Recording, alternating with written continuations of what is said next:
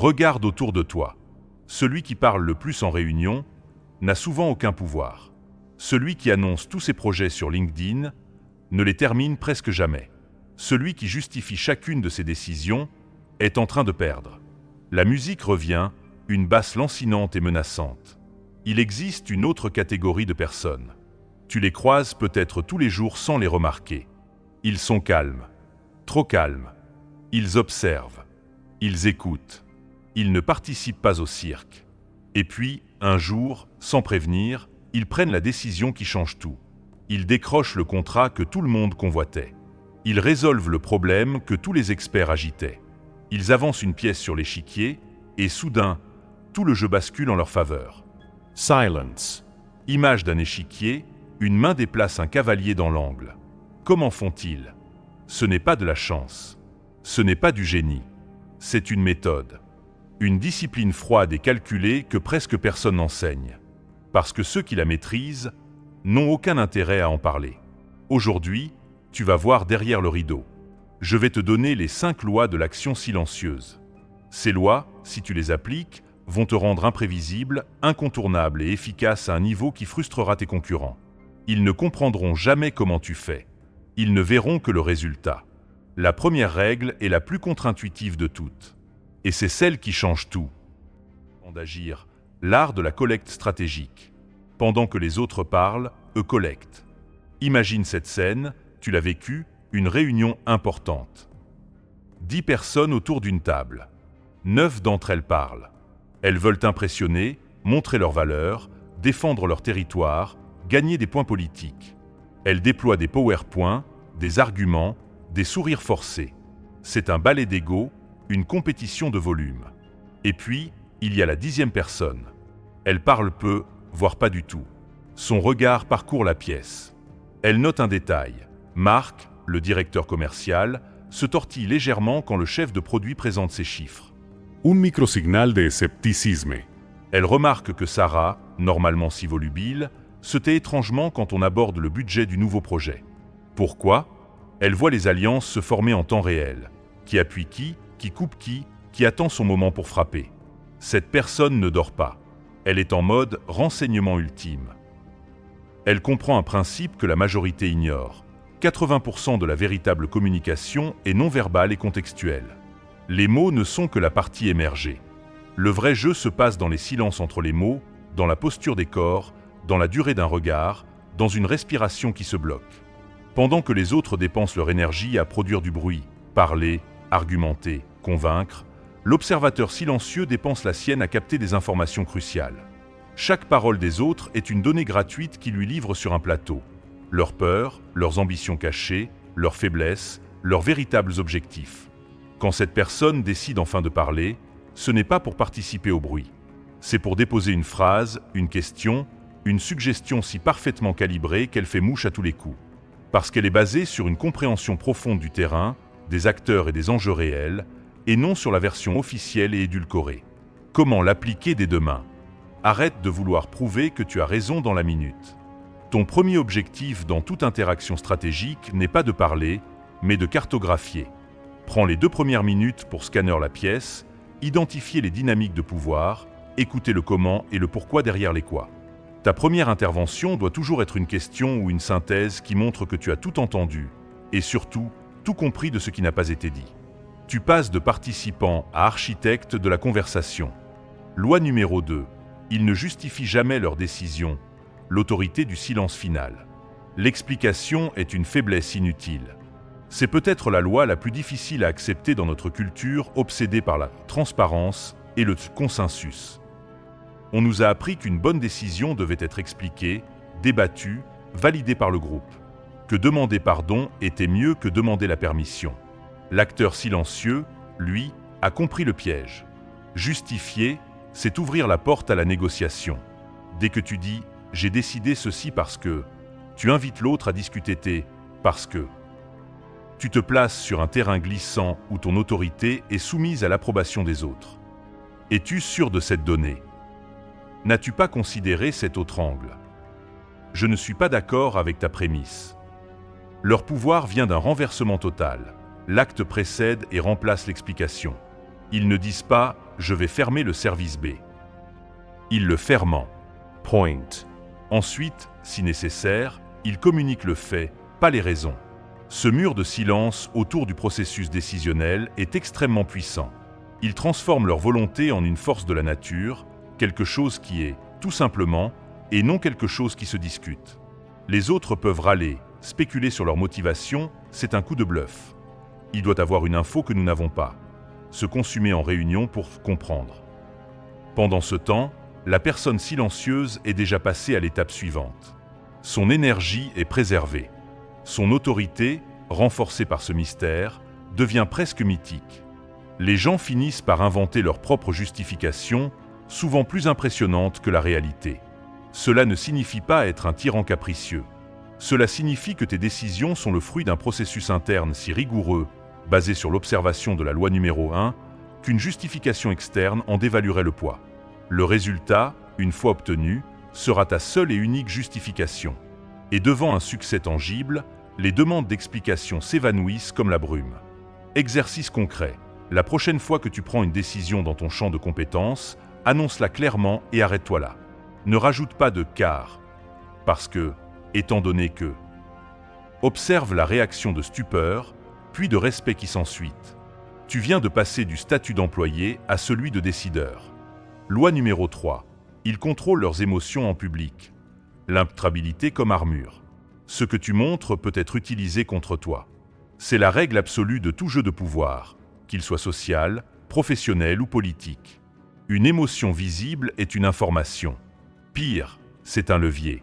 Ta colère montre où se trouve ta ligne rouge, et un adversaire intelligent s'amusera à danser juste devant pour t'épuiser. Ta frustration révèle que tu perds le contrôle de la situation. Ton excitation démesurée trahit l'importance que tu accordes à un enjeu, et donc ton prix de réserve dans une négociation. La personne qui pratique l'action silencieuse a construit une forteresse entre son monde intérieur et le monde extérieur.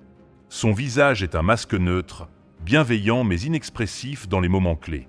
Sa posture est stable, sa voix est un fleuve calme, même sous une pression extrême. Elle a internalisé que l'émotion est une ressource stratégique qu'on ne gaspille pas en public. Imagine un joueur d'échecs de haut niveau. Il ne bondit pas de joie quand il prend une tour. Il ne grimace pas de rage quand il perd sa reine. Chaque réaction serait une information capitale pour son adversaire. Il joue. C'est tout. Le monde est son échiquier. Ce calme apparent n'est pas de l'apathie. C'est une concentration si intense qu'elle ne laisse aucune ressource pour le théâtre émotionnel. C'est aussi une arme psychologique redoutable. Face à un tel roc, les autres finissent par projeter leurs propres émotions. Ils s'énervent de ce calme, ils doutent face à cette certitude silencieuse, ils se dévoilent en essayant de te provoquer. Dans une négociation tendue, cette impénétrabilité t'offre un avantage monstrueux. Tu peux entendre une offre ridicule sans sourciller, faisant douter ton interlocuteur sur sa propre proposition. Tu peux recevoir une attaque personnelle sans réagir, désarmant complètement l'attaquant. Tu deviens insaisissable et donc invincible sur le plan psychologique. Les autres sont obligés de se battre sur ton terrain, celui des faits, des actions, des résultats, pas celui du drame. Pour commencer, identifie ton point de fuite émotionnel, la situation où tu perds le plus facilement ton contrôle. Maintenant, entraîne-toi à n'y répondre que par le silence et un regard neutre. 1, 2, 3 secondes de plus que d'habitude. C'est dans ce silence que tu reprends le pouvoir. Loi numéro 4. Ils avancent sans annoncer leur plan, la puissance de l'effet iceberg. Le silence protège la progression. Nous vivons dans une culture du teasing, de l'annonce, de la build-up.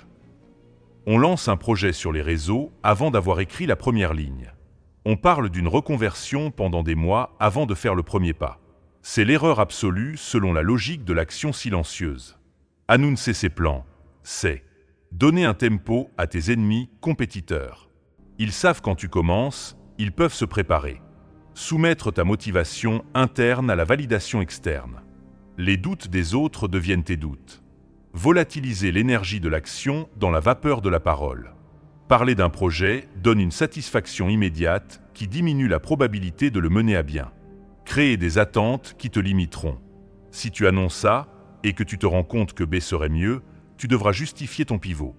L'acteur silencieux travaille dans l'obscurité totale. Son atelier est fermé au public. Il elabore, il experimente, il écoute, il recommence, il affine. Il n'y a pas de pression sociale, pas de regard extérieur, pas d'opinion non sollicitée. Ce silence opérationnel lui donne une liberté totale et une vitesse folle. Il peut pivoter du jour au lendemain sans avoir à expliquer quoi que ce soit à quiconque. Quand il émerge enfin, ce n'est pas avec un plan, mais avec un résultat ou un prototype fonctionnel.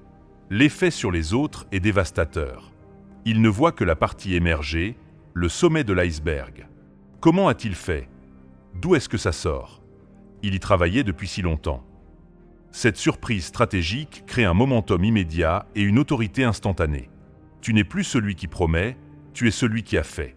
Cette loi explique pourquoi les innovations les plus disruptives semblent souvent venir de nulle part. Elles ne viennent pas de nulle part. Elles viennent d'un garage, d'un bureau anonyme, d'un esprit qui a refusé de gaspiller son énergie en communication prématurée et a tout concentré sur la création. Ta mission, choisis un projet personnel ou professionnel. Interdis-toi d'en parler à quiconque avant d'avoir atteint un jalon concret et visible, un premier prototype, 10 clients, un manuscrit complet. Ressens la puissance libératrice de ce secret. Ressens le choc des autres quand tu leur montreras non pas une idée, mais une réalité. Loi numéro 5. Il frappe quand personne ne s'y attend, l'art du kéro. Résultat, bruit. C'est la synthèse suprême, le point culminant de toutes les lois précédentes. L'observateur a collecté l'information. Il a pris sa décision sans la justifier. Il a gardé ses émotions sous clé. Il a avancé en secret. Maintenant, il est temps d'agir.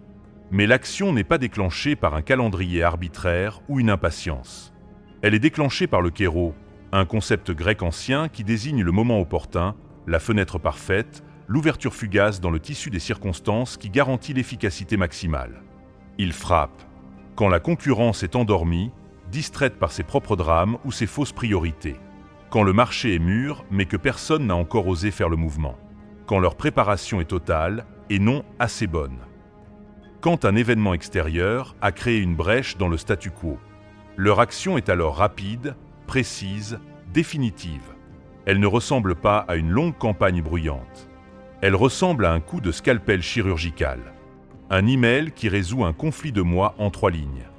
Une présentation de 5 slides qui fait basculer un investissement. Une décision unilatérale qui règle un problème structurel. Et après, ils ne célèbrent pas bruyamment. Ils ne font pas le tour du bureau pour recueillir des félicitations. Ils retournent au silence. Ils laissent le résultat résonner tout seul. Ce contraste, l'immobilité de la personne face à l'impact sismique de son action, est ce qui forge la légende. Les gens comprennent, de façon viscérale, que cette personne n'était pas inactive. Elle était en tension extrême, comme un arc bandé, attendant le millième de seconde où la cible serait parfaitement exposée. C'est la différence entre l'agitation et l'efficacité, entre faire du bruit et faire avancer les choses, entre vouloir avoir l'air puissant et l'être réellement. Conclusion. Devenir l'élément inattendu. Ces 5 lois ne sont pas destinées à faire de toi un ermite ou un manipulateur. Elles sont un manuel pour reprendre le contrôle de ton énergie et de ton impact dans un monde conçu pour les gaspiller. Commence petit. Demain, dans une conversation, observe plus, parle moins. Cette semaine, prends une petite décision et ne la justifie pas. Apprends à retarder ta réaction émotionnelle de 3 secondes. Garde un projet totalement secret. Et quand tu verras s'ouvrir la fenêtre du kéro, frappe sans prévenir. Le pouvoir ne va pas à celui qui fait le plus de vagues. Il va à celui qui, silencieusement, redessine les côtes. Le bruit est une distraction. Le silence, une arme. Choisis ton camp.